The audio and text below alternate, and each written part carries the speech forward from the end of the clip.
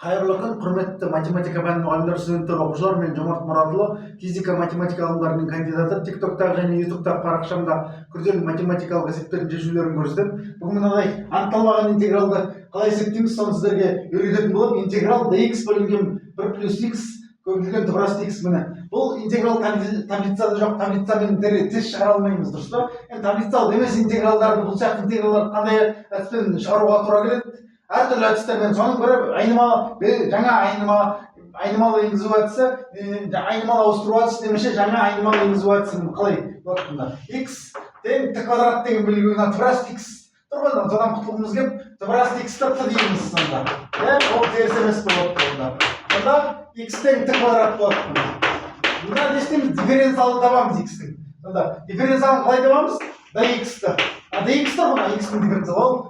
Т бойынша туынды ма функцияның? Т квадраттың туындысы қандай? 2т, т квадраттың туындысы 2т, dt. Көбейтілген т-ның дифференциалын. Осыны орнына қоямыз енді апартамен. Интеграл әледе болады.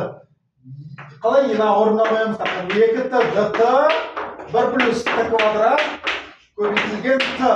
Не байқап тұрып, мына қысқартып кетеді, мына 2 тұрақтысам, ол интегралдың малын ашып кетеді. 2-ден dt бөлінген 1 плюс т квадрат. Ал енді мынау таблицалық интеграл ғой. dx бөлінген 1 плюс x квадрат интеграл қалай? Арттан x, өйткені арттан x-тің туындысы 1 бөлінген 1 плюс x квадрат. Интегралдау туындалуға кері амал, қосуға кері амал азайту ғой. Дәл сол сияқты интегралдау туындалуға науы қандай? 2 арттан плюс с. Біз енді функция интеграл x-қа байланысты, енді жауабында x-қа байланысты. Қайттан x қоралам, т-ның орнына қоймыз, тұбырасты x. 2 арттан тұбырасты x плюс с.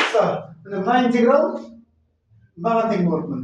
2 арттан тұбырасты x плюс с болады. Видео мұны салайық қойып әріптестерімізбен бөлісіңіздер. Барлықтарыңызға тілектеймін, сау болыңыздар.